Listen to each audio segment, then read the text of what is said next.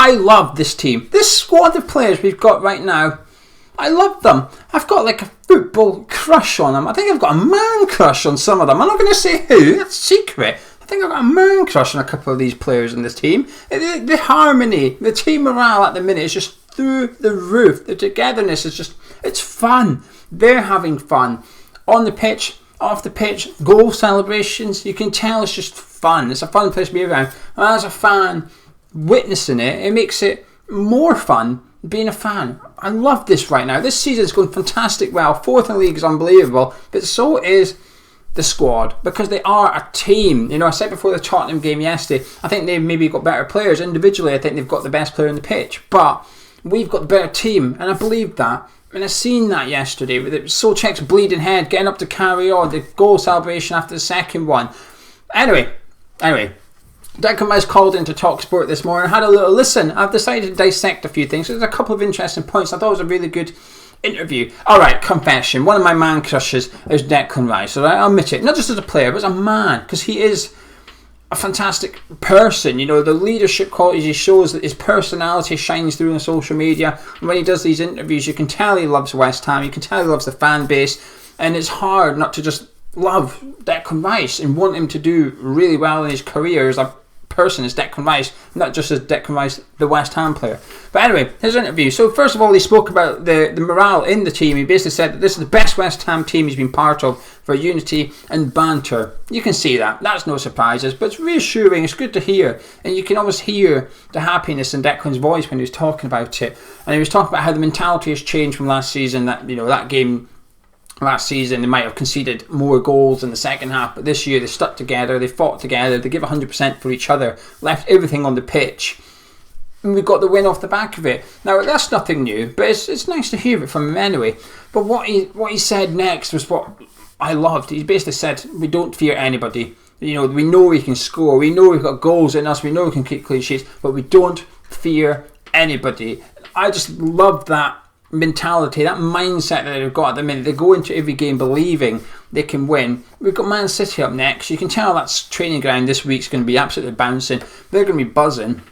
They're going to be looking forward, potentially being the side that does something against Man City. You know, the trio of Ederson, Diaz and Stones haven't conceded a goal in open play this season. Something ridiculous. Man City, since they got beat, that last game they got beat, they haven't been losing a minute in the Premier League since then. So we're coming up against a fantastic side, but you can tell that this club, this team, this manager rubbing their hands thinking, come on then, we can do this challenge. And it comes back to that mentality. And we sometimes say that, you know, Liverpool have lost a fear factor at Anfield this season. Man United lost a fear factor a couple of years ago. Well, actually, teams are starting to fear us, but our mentality is, it doesn't matter who you are, we're not scared. We're coming to have a go. We're coming to have a go and do something. Love it. The Champions League got mentioned because David Moyes obviously played the Champions League thing down and basically there's no chance of us getting Champions League, which is the right thing to do from the manager, I think, is to take the pressure off the players. Certainly, in private, I'd imagine that he would be very much saying to those players, come on, let's get forward. We can get forward. We're fourth right now on merit. Let's go and do it. But, you know, when they asked Declan about Moyes playing it down, Declan sort of, he went halfway, which was good. There's, you know, one thing I liked about the interview was his personality shone through, and it would have been easy for him to bat away all these questions and roll out the cliched answers. I don't think he did that. I think he answered them as Declan Rice would answer if you were speaking to him as a private conversation. And he basically said, Champions League's where I want to be. I want to be in the Champions League. And that, you know, we've got a tough run of fixtures coming up the next 4 games, but if we pick up points, then we can start believing. We can start going for the Champions League football. So he sort of indicated that it's an aim, and it probably is a personal aim, and it should be an aim of everyone at West Ham right now. Why wouldn't it to be? You know, we're 4th now with 13 games to go, and, you know, we've got some difficult fixtures, but there's some fixtures you're looking at you'd expect us to win right now, and we are one of the most informed teams in European football. You know, not conceding many goals, our discipline's really good, we're getting on the score sheet, everything is going well for us. And it was interesting when Declan said about Champions League, he basically indicated that he believes we can get it, whether it's this season or we build on it next season, which is good, because when you listen to Declan Rice stuff, it's easy, or it's difficult not to listen to indicators as to what he's thinking ahead of the summer, because he's going to be a transfer target for the big clubs in England, and why wouldn't he be? when he's rolling out performances like he did against Tottenham, he's going to be high on the list of anyone that wants a defensive midfielder. So you're looking for little indicators. But what comes next is what I liked. When he got asked about Jesse Lingard, and he basically said about how he's come in really well, blah, blah, blah. But he spoke about how it's important we get Jesse Lingard for next season, like with us or something, we or us. He basically indicated that he was going to be here next season. He wants Jesse Lingard to be part of that as well. And that's nice. And I know people might think, well, he's going to say that. But it's sometimes difficult in mid-conversation to not speak naturally. And I think Declan does do that. It's probably why West Ham and Ben Campbell are happy for Declan Rice to go do these interviews, because they're like, that's fine, he's good. He's not going to say anything that's going to trip us up or trip anyone else up. But anyway, we spoke about Jesse Lingard. Then he asked about Thomas Souček, and he basically said, he said everything that you'd expect about his qualities and stuff. But he basically said that Souček's Hammer of the Year so far. He thinks Souček will win Player of the Year, and he'd be surprised if he doesn't win it, which was reassuring to hear. And you could hear how happy he was. I think it was Jamie O'Hara. I think Jamie O'Hara said to him that you two are one of the best partnerships in the league right now. And you could hear how happy he was to hear it from a former player and a pundit, and he had a little laugh or whatever, and he said, I really appreciate it, it's really good to hear, kind of thing. And you could tell that it was genuine, it was sincere, that he did appreciate being told that. It's hard to disagree with Jamie O'Hara, isn't it? Between the two of them are forming a fantastic partnership, and you could tell again that Declan was pleased to be playing with someone like Souček. But I just thought it was interesting that was his Hammer of the Year nomination already, because earlier in the season on social media he posted that Ogbonna was his Hammer of the Year, so he's changed his mind, understandably.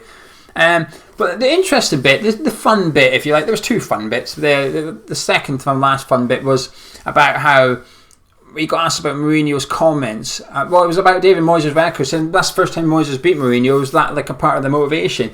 And Declan changed it. He basically said, there's a little bit about that, but he says, but we've seen Mourinho's comments. We've seen him saying that they're going to finish above us this season.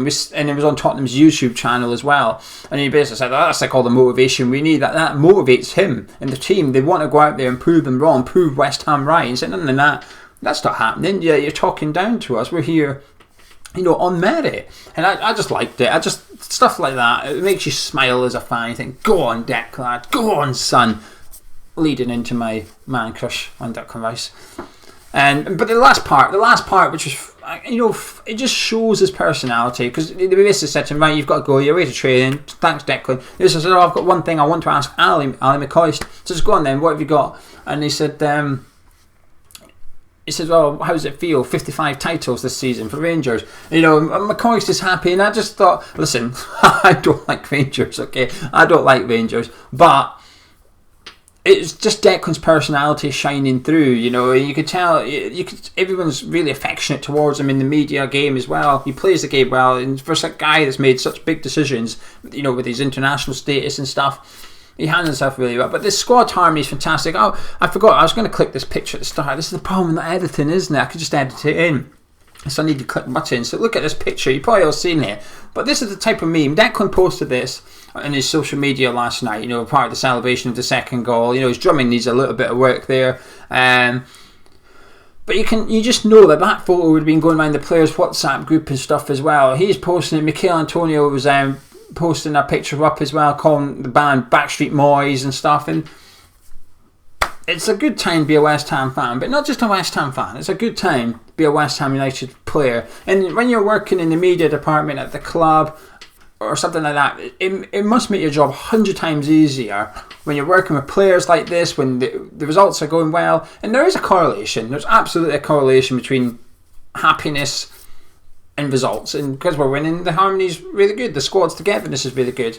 But the results are really good as a direct sort of I don't know what I'm trying to say here. You know what I mean, though. Because the squad harmony is so good, that leads to the good results. There is a correlation between those two things as well. It's a happy place, West Ham, right now. It's a very, very happy place, and there was a happy fan base as well. I am just loving life. I am absolutely loving it. Anyway, there you go. A confession with one of my man crushes. I say one of, as if there's loads of them. There's maybe one or two others in the West Ham team. Him as well, possibly. Yeah, possibly him as well. But anyway, man crush aside, drop a like on the video if you enjoyed it, subscribe if you're new around here, and keep smiling, West Ham fans, because it's a good time to be a Hammer.